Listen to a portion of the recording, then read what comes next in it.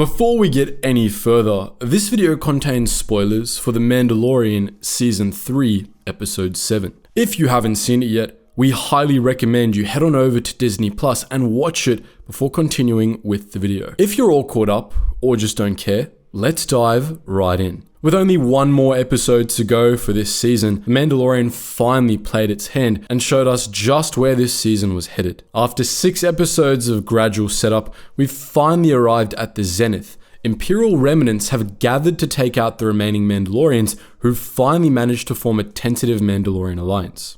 This new Imperial-Mandalorian conflict wasn't quite where we expected the season to go, but looking back, it's the only way it could have gone. With how much we've seen of the New Republic's incompetence, it was never going to be them that opposed the rising Imperial factions. Instead, we've been given the Mandalorians, the new face of the Resistance.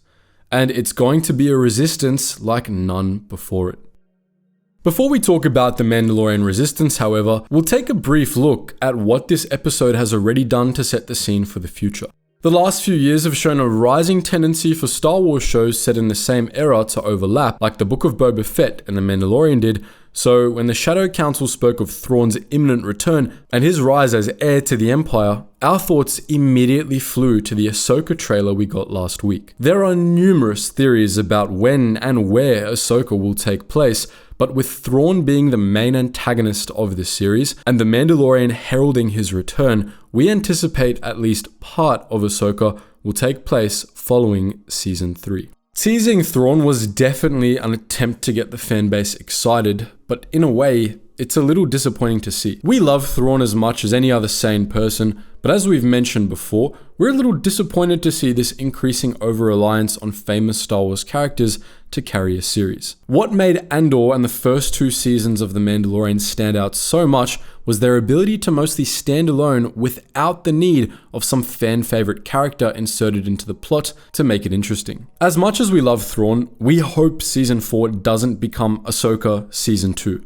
In a galaxy as large as this one, with all the opposing factions currently in it, the Mandalorians have enough on their plate as it is, and we're low-key hoping it stays that way in the future. Which brings us to the Mandalorian resistance. The Imperial remnants may have felt as if they had no choice but to openly engage the Mandalorians, but we're convinced they're going to pay for that decision.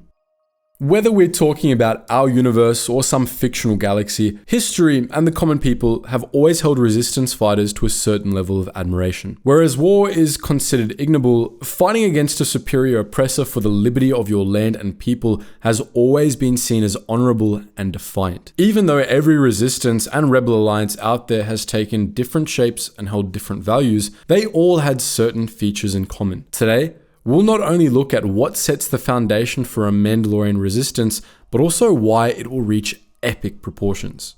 The first ingredients for a rebellion are a common enemy and sometimes a common people, and the Mandalorians have both. We don't need to go into the details about why the Mandalorians hate the Empire so viciously. Gideon and Bo-Katan did a great job enumerating the Empire's various war crimes during the episode itself. Their hatred of the Empire and the Empire's direct interference with their plans to retake their home are all the sparks needed to ignite the fires of resistance. But then, the question becomes, who will rebel? This episode also gave us that answer. Regardless of their origins, every Mandalorian in this episode tried to come together. There was rivalry and animosity and a whole lot of distrust, but despite their differences and mutual dislike, the Children of the Watch and Bo-Katan's vanilla Mandalorians tried to make it work. Even on Mandalore, however, they couldn't quite set their differences aside. There was infighting and squabbling amongst the group. Reclaiming Mandalore wasn't a big enough goal to unite them, but fighting the Empire is. When faced with the defilement of their home and the Imperials' attack, every single Mandalorian fought back. Every single one stood together and had the others back, regardless of where they had come from. Bo-Katan spoke about how no enemy had ever truly defeated Mandalore. In the past, the reason Mandalorians were almost wiped from existence was their own infighting. If the Empire hadn't been on Mandalore, if the Empire hadn't taken the fight to them, perhaps history would have repeated itself. Instead, the Empire's attack was the catalyst the different Mandalorian tribes needed to band together. Gideon's first mistake was not finishing the job during the Purge. His second mistake was giving the remaining Mandalorians a reason to unite against him. If we look at other resistance movements, that common enemy was the turning point for many of them. The alliance to restore the Republic wasn't just made up of Republic loyalists. There were many separatist worlds in their ranks. Loyalists and separatists, fighting together because the Empire was worse than any of their old conflicts. In our own world, many national resistance movements saw collaboration and cooperation between diametrically opposed political factions because they hated their invaders more than they hated each other. Well, now the Mandalorians are united in their hatred of the Empire, but unlike those other resistance movements we mentioned, they have something extra that makes their potential so much greater. The reason Mandalorians have been so popular since forever isn't just their cool armor or weapons, but their attitude. As Din has shown us episode after episode, on a good day, any Mandalorian is stoic and reserved, focused and dutiful. On a bad day, they're ready to jump out of a ship into a foreign city to take on a force much greater than their own. Why?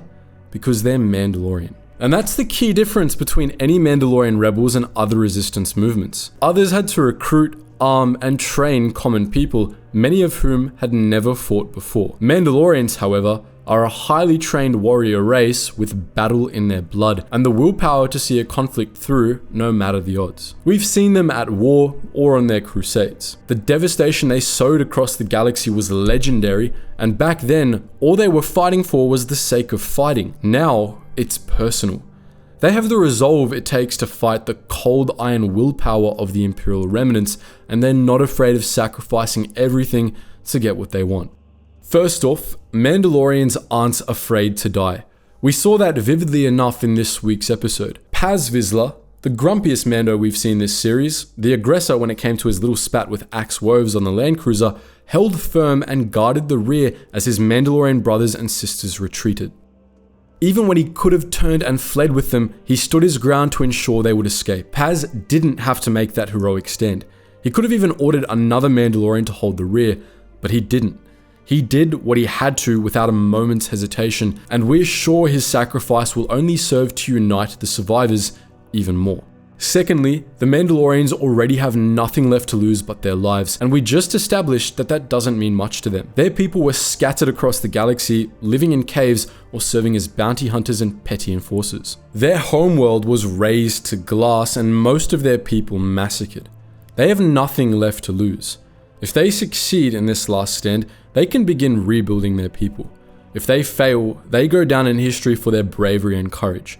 A fitting end to the Song of Mandalore. What this leads to is a resistance movement with untold potential. Would be willing to bet that they won't just stop at reclaiming Mandalore.